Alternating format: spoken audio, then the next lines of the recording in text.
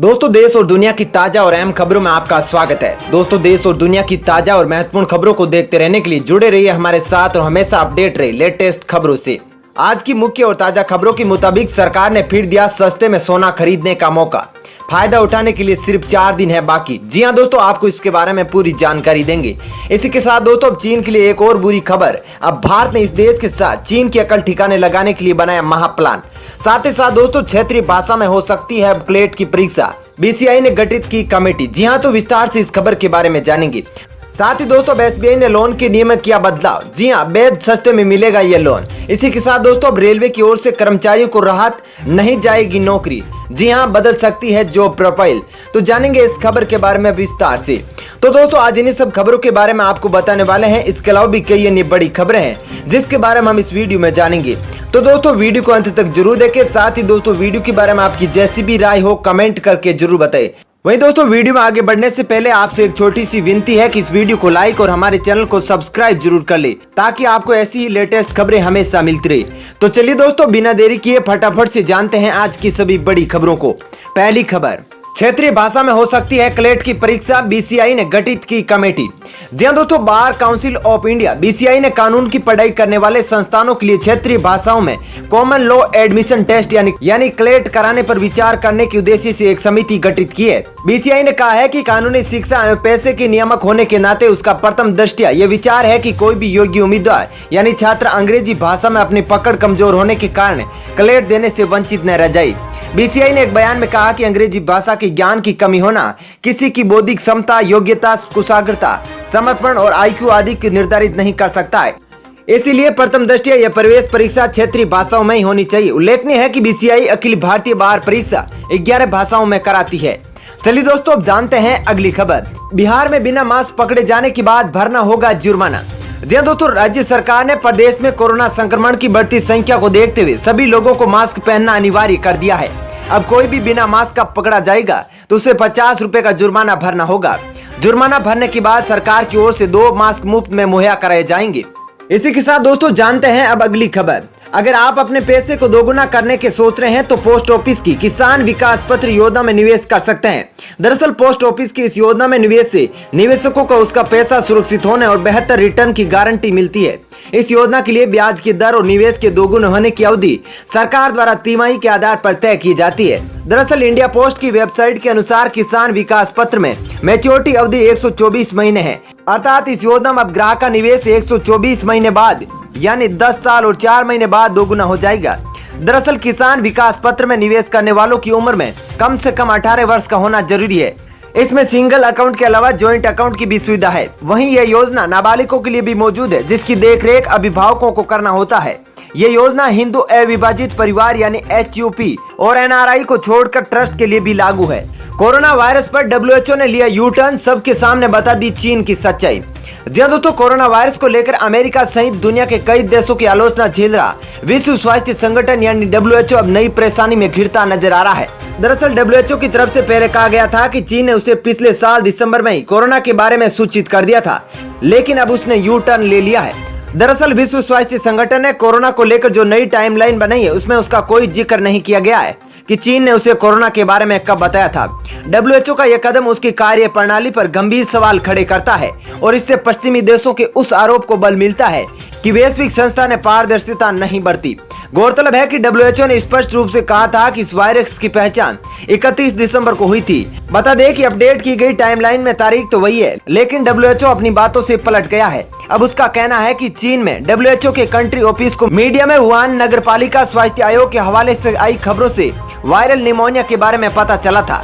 बता दें कि विश्व स्वास्थ्य संगठन ने बड़ी चालाकी से कोरोना वायरस की पहचान की बात को टाइमलाइन से हटा दिया है। सीधे शब्दों में कहे तो अब उसका यह कहना है कि चीन ने 31 दिसंबर को वायरस के बारे में कोई सूचना नहीं दी थी। चलिए दोस्तों, अब जानते हैं अगली खबर। टमाटर का दाम 90 रुपए प्रति किलो तक हुआ महंगा। आलू व अन्य हरी सब्जियां भी हुई महंगी। जी हां दोस्तों, कोरोना संक्रमण की मार झेल रहे लोगों को खाने का स्वाद सब्जियों की बढ़ती कीमतों ने खराब कर दिया है। कुछ समय पहले तक 10 से 15 रुपए प्रति किलो बिक रहे टमाटर अब 70 रुपए से 90 रुपए प्रति किलो बिक रहा है। इसी तरह आलू और हरी सब्जियों की बढ़ी हुई कीमतों ने लोगों को परेशान कर रखा है। चलिए दोस्तों, अब जानते हैं अगली खबर। चीन के लिए एक और बुरी खबर। भारत से सीक्रेट डील को साझा करने के लिए तैयार हुआ जापान।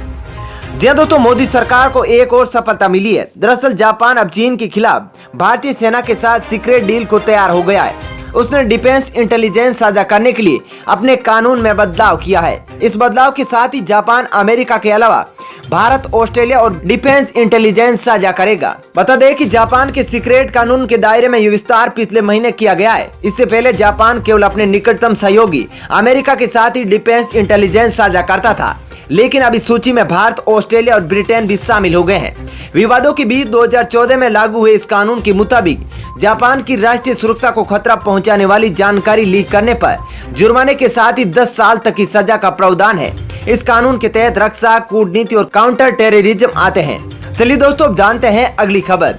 सरकार ने फिर दिया सस्ते में सोना खरीदने का मौका, फायदा उठाने के लिए सिर्फ 4 दिन बाकी। जी हाँ दोस्तों, केंद्र सरकार ने जनता को सस्ती दरों पर सोना खरीदने के लिए मौका दिया है।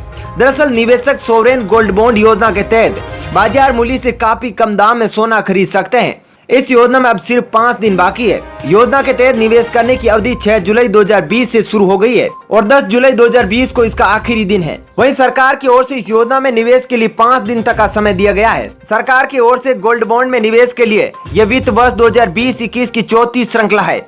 पहली श्रृंखला 20 अप्रैल 2020 से शुरू होकर 24 अप्रैल 2020 को समाप्त हुई थी।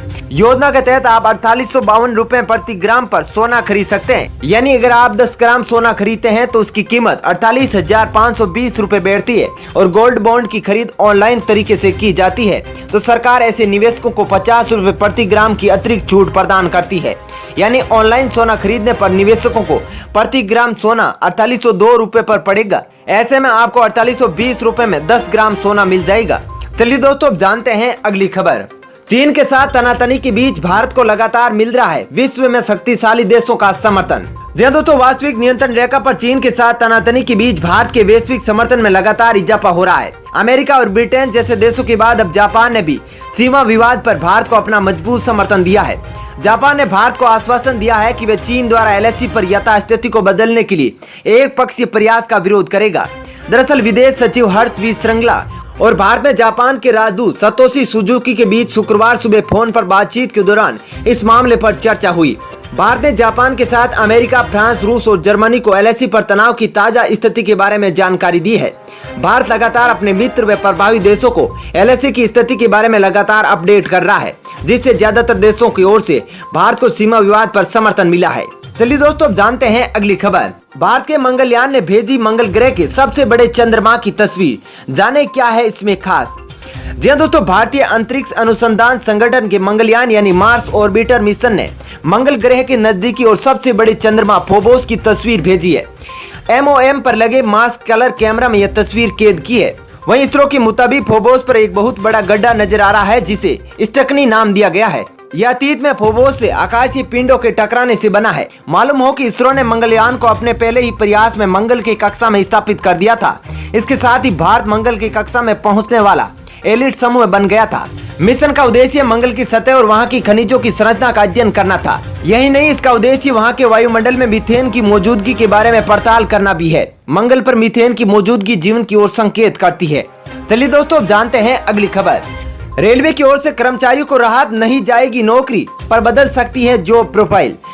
जी हाँ दोस्तों, भारतीय रेलवे ने शुक्रवार को आश्वासन दिया है कि किसी की भी नौकरी नहीं जाएगी, लेकिन आने वाले दिनों में उसके कर्मचारियों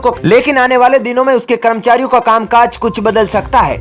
गौरतलब है कि रेलवे ने एक दिन पहले ही एक पत्र जारी कर अपने महाप्रबंधकों से कहा था कि वे रिक्तियों में 50% की कटौती करे और नए पदों का सृजन फिलहाल रोक दे।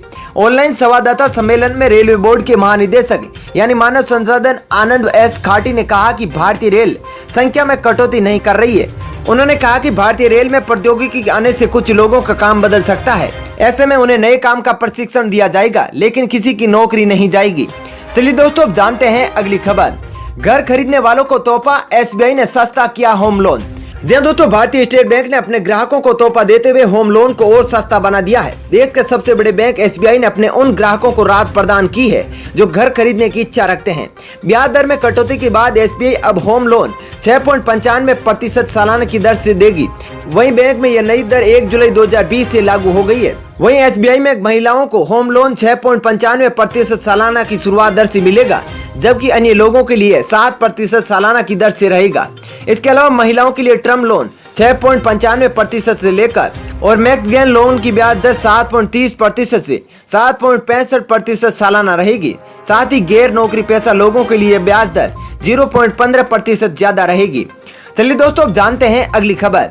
अमेरिका और कनाडा में फंसे भारतीयों को लाने के लिए एयर इंडिया ने की किराए में छूट। जी हां दोस्तों, लॉकडाउन के कारण अमेरिका में फंसे भारतीयों को लाने के लिए चलाई जा रही वंदे भारत उड़ानों की किराए में एयर इंडिया ने अमेरिका व कनाडा से आने जाने की किराए में 25 से 45% किराए में कमी की है। लोग एयर इंडिया के अधिक किराया वसूलने की लगातार शिकायतें कर रहे थे। दोस्तों फिलहाल इस वीडियो में इतना ही। ऐसी ही खबरें देखते रहने के लिए आप हमारे चैनल को सब्सक्राइब कर ले। साथ ही दोस्तों, वीडियो के बारे में आपकी जो भी राय हो कमेंट करके जरूर बताइए। साथ ही दोस्तों, यदि आप भी हमारी मेहनत को सपोर्ट करना चाहते हैं तो इस वीडियो को लाइक और शेयर जरूर करें। धन्यवाद।